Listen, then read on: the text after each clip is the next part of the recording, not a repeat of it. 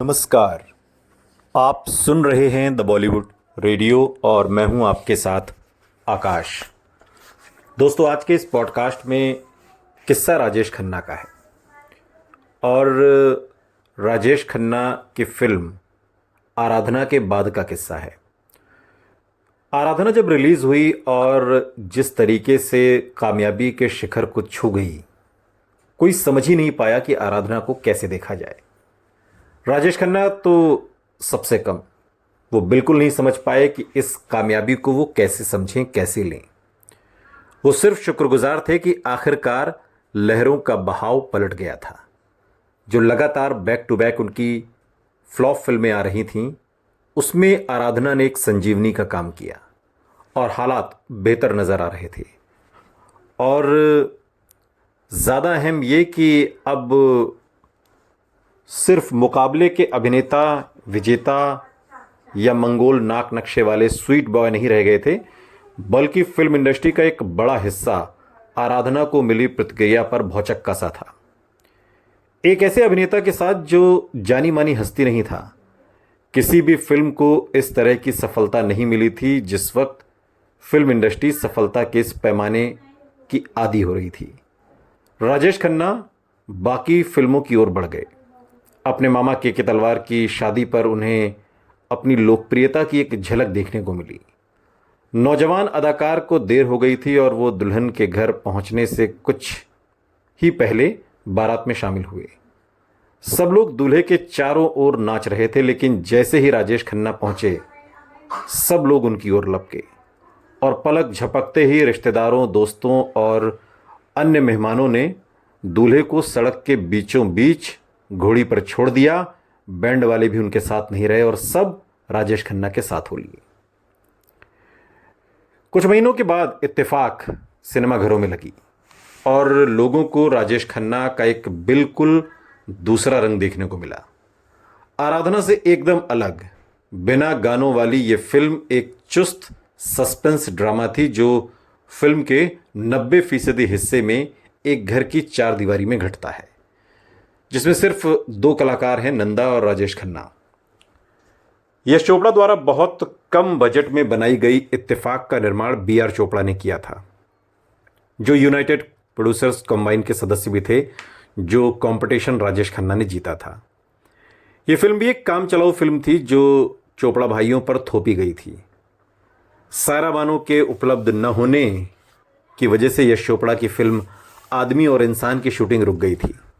Film fair United producers combine का मुकाबला जीतने के कारण बी.आर. चोपड़ा जो भी फिल्म बनाते, राजेश खन्ना उसे करने के लिए इकरारनामे से बंधे हुए थे, लेकिन उन्हें इत्तेफाक करने में खास दिलचस्पी नहीं थी।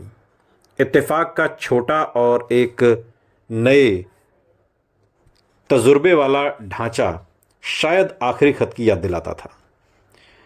इस फिल्म का विचार बी.आर. चोपड़ा की बिना गानों की अदालत के सेट वाली कानून फिल्म से उपजा था, लेकिन यह मुख्यतः जॉन वुडवर्ड स्टुअर्ट विटमैन की रोमांचक film signpost to murder जो 1964 में आई थी, उससे प्रेरित कहानी है। 30 दिन से कम में बनी और ऐलान के 3 महीने के अंदर रिलीज होने वाली यह फिल्म आराधना के साथ साथ चली। आराधना की दोहरी भूमिकाओं और इत्तेफाक ने दर्शकों को एक साथ ही राजेश खन्ना का हुनर देखने का मौका दे दिया और एक तरीके से यह अदाकार रोमानी पायलट की भूमिका में भी उतना ही सहज था जितना अपनी पत्नी की हत्या के दोषी, मानसिक रूप से अशांत आदमी की भूमिका में।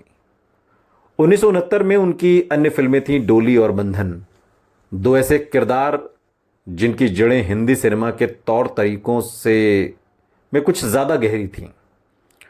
नैतिकता और भारतीय चेतना को भ्रष्ट करने वाली पश्चिमी चरित्रहीनता की कहानी।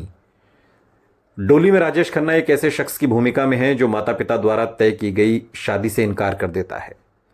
जब दुल्हन यानी बबीता कपूर के पिता गबन के लिए गिरफ्तार हो जाते हैं और बाद में उसको न पहचानने के कारण वो उसी लड़की से प्रेम करने लगता है। दूसरी फिल्म जिसमें मुमताज़ और राजेश खन्ना पहली बार एक साथ आए, गांव के एक भोले भाले लड़के की कहानी। राजेश खन्ना की पहली गांव वाली भूमिका। राजेश खन्ना ने अब तक जितने भी किरदार निभाए, इन दोनों फिल्में इन दोनों फिल्मों का अगर मूल्यांकन करें तो ये उससे भिन्न थी।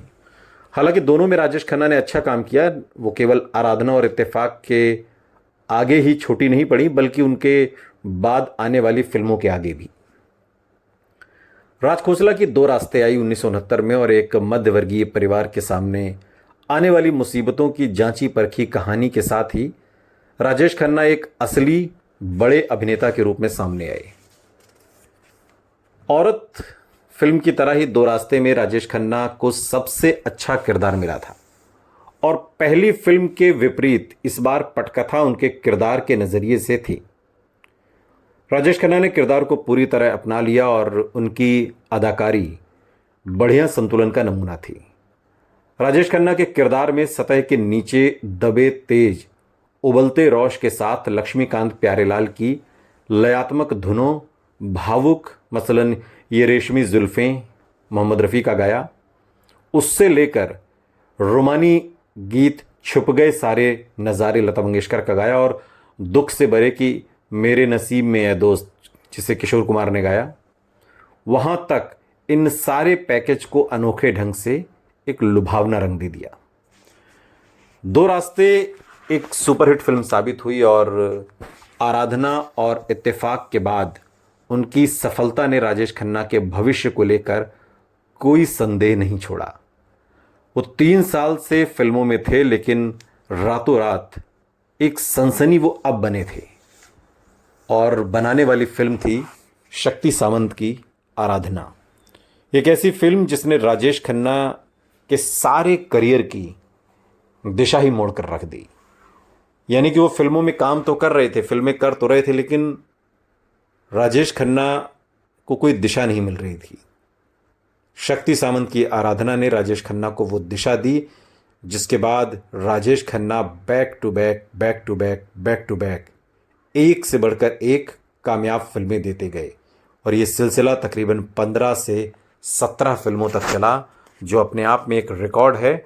और आज तक राजेश खन्ना का ये रिकॉर्ड कोई तोड़ नहीं पाया। बड़े से बड़े सितारे आए, बाद के दिनों में अमिताभ बच्चन ने राजेश खन्ना की जगह ली, या और आगे बढ़ें तो सलमान, शाहरुख, आमिर खान, या उसके बाद के सितारे, कोई भी आज तक राजेश खन्ना का वो रिकॉर्ड नहीं तोड़ पाया जिसमें उन्होंने बैक टू बैक 15 से 17 सुपर डुपर हिट फिल्में दी थी। और इसीलिए राजेश खन्ना सुपरस्टार कहलाए। वन एंड ओनली, इकलौते सुपरस्टार राजेश खन्ना। सुनते रहिए द बॉलीवुड रेडियो, सुनता है सारा इंडिया।